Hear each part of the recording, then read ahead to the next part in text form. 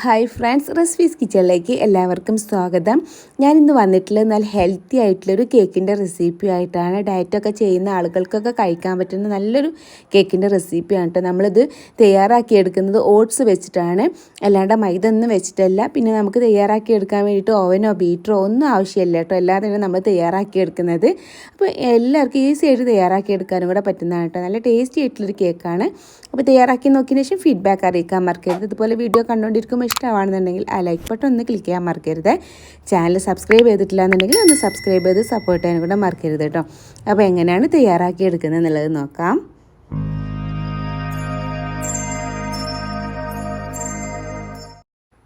തയ്യാറാക്കി എടുക്കാൻ വേണ്ടി ഞാനിവിടെ 1.5 കപ്പ് ഓട്സ് ആണ് എടുക്കുന്നത്. ഇതിപ്പോൾ 250 ml കപ്പിന് 1 കപ്പാണ് എടുത്തിട്ടുള്ളത്. നമുക്കിത് ഒരു ബൗളിലേക്ക് ഇട്ട് കൊടുക്കാം. നമ്മൾ നോർമലായിട്ട് ഉണ്ടാക്കിയെടുക്കുന്ന ഓട്സ് ഇല്ല, ആ ഓട്സ് തന്നെ കേട്ടോ എടുത്തിട്ടുള്ളത്. റെഡി ടു കുക്ക് ടൈപ്പ് വരുന്ന ആ ഓട്സാണ് എടുത്തിട്ടുള്ളത്. അപ്പോൾ 1.5 കപ്പാണ് കേട്ടോ എടുത്തിട്ടുള്ളത്. അതിലേക്ക് ഈ ഒരു ബൗളിലേക്ക് ഇട്ട് കൊടുത്തിട്ടുണ്ട്. ഇനി ഇതിലേക്ക് നമുക്ക് 1 ടീസ്പൂണിൻ്റെ അടുത്ത് കണ്ടിട്ട് ബേക്കിംഗ് പൗഡറും കൂടെ ആഡ് ചെയ്ത് കൊടുക്കാം. അതുപോലെ തന്നെ ഒരു 1/4 ടീസ്പൂണിൻ്റെ അടുത്ത് കണ്ടിട്ട് തന്നെ ഉപ്പും കൂടെ ആഡ് ചെയ്ത് കൊടുക്കുന്നുണ്ട് കേട്ടോ. നമ്മളിതിലേക്ക് ബേക്കിംഗ് സോഡ ആഡ് ചെയ്ത് കൊടുക്കേണ്ട ആവശ്യമില്ല, ഇത് മാത്രം മതി. അതൊന്ന് ജസ്റ്റ് ഒന്ന് നമുക്കൊന്ന് പൊങ്ങി വരാൻ വേണ്ടിയിട്ടാണ് കുറച്ച് ബേക്കിംഗ് പൗഡർ ഞാൻ ആഡ് ചെയ്ത് കൊടുത്തിട്ടുള്ളത്. എന്നിട്ട് അതെല്ലാം കൂടെ ഒന്ന് ഇതുപോലെ എന്തെങ്കിലും മിക്സ് ചെയ്തെടുക്കാം. ഇപ്പോൾ അത് നന്നായിട്ട് മിക്സ് ചെയ്തെടുത്തിട്ടുണ്ട്. ഇനി നമുക്കിതൊരു സൈഡിലോട്ട് അങ്ങ് മാറ്റി വെക്കാം. ഇനി വേറൊരു ബൗളെടുത്ത് അതിലേക്ക് ഒരു 1/4 കപ്പ് ക്യാരറ്റ് ഒന്ന് ഗ്രേറ്റ് ചെയ്തെടുത്തിട്ടുള്ളതാണ്, അതങ്ങ് ഇട്ട് കൊടുക്കാം. അതിൻ്റെ കൂടെ തന്നെ ഒരു 1/4 കപ്പ് തന്നെ ആപ്പിൾ ഒന്ന് കട്ട് ചെയ്തെടുത്തിട്ടില്ല കേട്ടോ. അത് കുറച്ച് ടൈം ഒന്ന് പുറത്തിരുന്നപ്പോൾ ഈ കളർ ചേഞ്ച് ആയതാണ്. പിന്നെ ഞാനൊരു 1/4 കപ്പ് തന്നെ ഈത്തപ്പഴം ഒന്ന് കട്ട് ചെയ്തെടുത്തിട്ടുണ്ട്, അതും കൂടി അതിലേക്ക് അങ്ങ് ഇട്ട് കൊടുക്കാം. ഇനി കുറച്ച് ഡ്രൈ ഫ്രൂട്ട്സുകളാണ്. ഞാൻ കുറച്ച് ബദാമും പിസ്തയും അതുപോലെ ക്യാഷ്യും പിന്നെ കുറച്ച് പംകിൻ സീഡും കൂടി ഒന്ന് കട്ട് ചെയ്തെടുത്തിട്ടുള്ളതാണ്. അതങ്ങ് പകുതി അങ്ങ് ഇട്ട് കൊടുക്കുന്നുണ്ട്. ഒരു 1/4 കപ്പിൻ്റെ മുകളിൽ എടുത്തിട്ടുണ്ടായിരുന്നു കേട്ടോ. അതിന് കുറച്ച് ഞാനങ്ങ് മാറ്റി വെച്ചിട്ടുണ്ട്. ലാസ്റ്റ് നമുക്ക് അതിൻ്റെ മുകൾ ഭാഗം ഒന്ന് ഗാർണിഷ് ചെയ്ത് കൊടുക്കാൻ വേണ്ടിയിട്ട് കേക്കിൻ്റെ. ഇത് നന്നായിട്ട് അതെല്ലാം കൂടെ ഒന്നങ്ങ് മിക്സ് ചെയ്ത് വെക്കാം കേട്ടോ.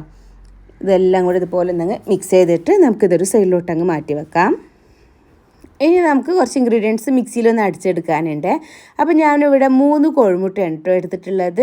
അത് നമുക്ക് ഈ മിക്സിയുടെ ജാറിലേക്ക് അങ്ങ് ഇട്ട് കൊടുക്കാം. അതിൻ്റെ കൂടെ തന്നെ നമുക്കതിലേക്ക് ഒരു 1/4 കപ്പിൻ്റെ അടുത്ത് കണ്ടിട്ട് ഞാൻ ഇവിടെ ശർക്കര ഒന്ന് ഗ്രേറ്റ് ചെയ്തെടുത്തിട്ടുള്ളതാണ് കേട്ടോ. ഇനി ഇതിന് പകരം നമ്മൾ നേരത്തെ ഈത്തപ്പഴം കട്ട് ചെയ്തെടുത്തില്ല, ആ ഈത്തപ്പഴം ഇട്ട് കൊടുത്താലും മതി മധുരത്തിന് ആവശ്യമായിട്ട്.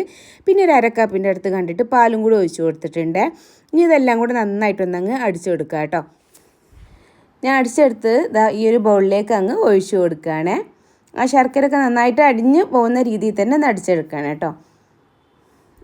ഇനി ഇതിലേക്ക് നമ്മൾ നേരത്തെ മിക്സ് ചെയ്ത് വെച്ചിട്ടുള്ള ഓട്സിൻ്റെ ആ ഒരു മിക്സ് ഉണ്ടല്ലോ, അത് നമുക്ക് ഇതിലേക്ക് ഒന്നിച്ചങ്ങ് ഇട്ട് കൊടുക്കാം.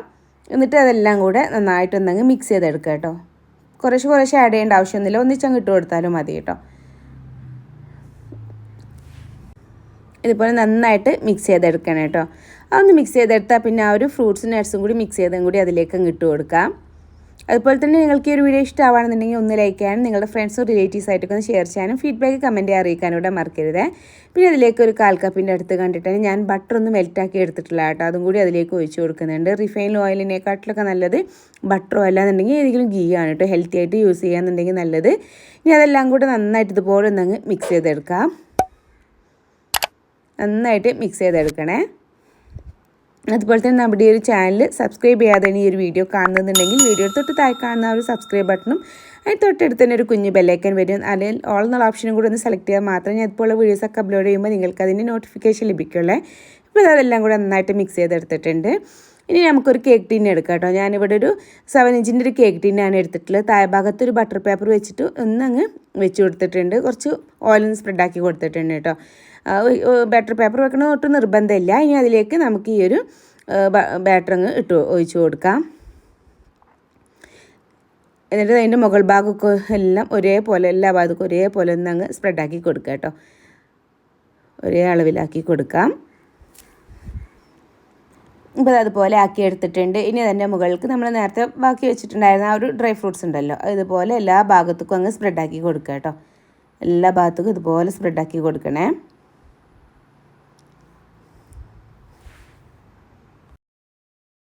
ഇനി ഇത് നമ്മൾ ഓവനിൽ വെച്ചിട്ടല്ല കേട്ടോ ബേക്ക് ചെയ്തെടുക്കുന്നത്. ഞാനിവിടെ കുക്കറിലാണ് ബേക്ക് ചെയ്തെടുക്കുന്നത്. അപ്പോൾ ഒരു 10 മിനിറ്റോളം ഒന്ന് ചൂടാക്കി എടുത്തിട്ടുള്ള കുക്കറാണ് കേട്ടോ. ഫ്ലെയിം സിമ്മിലാക്കിയിട്ട് ഒരു 10 മിനിറ്റോളമായി ഞാൻ അതിവിടെ വെച്ചിട്ട് അപ്പോൾ നന്നായിട്ട് ചൂടായിട്ട് വന്നിട്ടുണ്ട് കേട്ടോ. അതിൻ്റെ താഴ്ഭാഗത്ത് ഇതുപോലെ ഞാൻ റിങ് ഇട്ട് കൊടുത്തിട്ടുണ്ട്.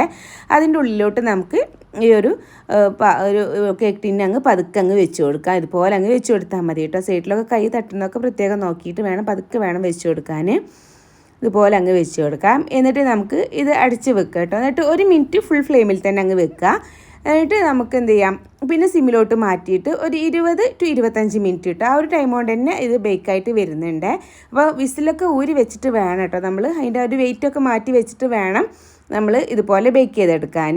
ഇനി ഒരു 20 to 25 മിനിറ്റ് അതിൻ്റെ ഇടയിൽ നമ്മളൊന്ന് ചെക്ക് ചെയ്ത് നോക്കുക കേട്ടോ, ആയി വന്നിട്ടുണ്ടോ എന്നുള്ളത്. ഇപ്പോൾ അതായത് 25 മിനിറ്റ് ആയിട്ടുണ്ട്. അതിൻ്റെ എയറിൽ കൂടെ നന്നായിട്ട് എയർ പോകുന്നുണ്ട് കേട്ടോ. അപ്പോൾ കേക്ക് ബേക്കായി വന്നിട്ട് എന്നുള്ളതാണ്, അതിൽ കൂടെ എയർ നന്നായിട്ട് പോകുന്നുണ്ടെന്നുണ്ടെങ്കിൽ നമുക്ക് മനസ്സിലാക്കാനുള്ളത്.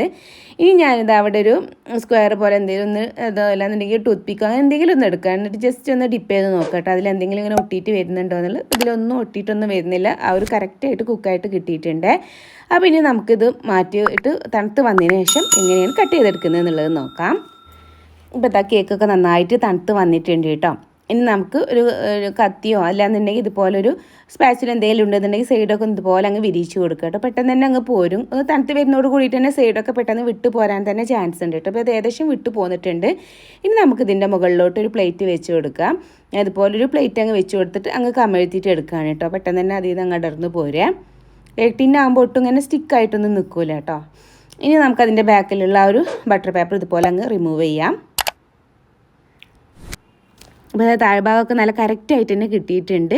പിന്നെ അധികം അങ്ങ് പൊങ്ങിയിട്ടൊന്നും വരില്ല. എന്താ വെച്ചാൽ നമ്മൾ ഓട്സ് അല്ല യൂസ് ചെയ്തിട്ടുള്ളത്, മൈദ ആകുമ്പോഴേ അധികം നന്നായിട്ട് പൊങ്ങിയിട്ട് വരുള്ളൂ. പിന്നെ നമ്മൾ ബേക്കിംഗ് പൗഡർ മാത്രമേ യൂസ് ചെയ്തിട്ടുള്ളൂ, ബേക്കിംഗ് സോഡ ഒന്നും യൂസ് ചെയ്തിട്ടില്ല. അപ്പോൾ അത് എത്രയേ ഉള്ളൂ ട്രൈ നമ്മൾ ഈ ഒരു കേക്ക് റെഡിയാക്കി എടുക്കാനുള്ള ടൈം എന്ന് പറഞ്ഞത്. ഇനി നമുക്കിത് കട്ട് ചെയ്ത് നോക്കാം ഉൾഭാഗമൊക്കെ എങ്ങനെ ഉണ്ട് എന്നുള്ളത്. പിന്നെ അധികം ഒരു മധുരമൊന്നുമില്ല കേട്ടോ, കുറഞ്ഞ അളവിൽ നമ്മൾ ശർക്കര ആഡ് ചെയ്ത് കൊടുത്തിട്ടുള്ളൂ. ഇനി ശർക്കരക്ക് പകരം നമുക്ക് ഈത്തപ്പഴം അടിച്ചിട്ട് അങ്ങനെയും കൂട്ടിയാലും മതി കേട്ടോ, ഏതായാലും കുഴപ്പമൊന്നുമില്ല.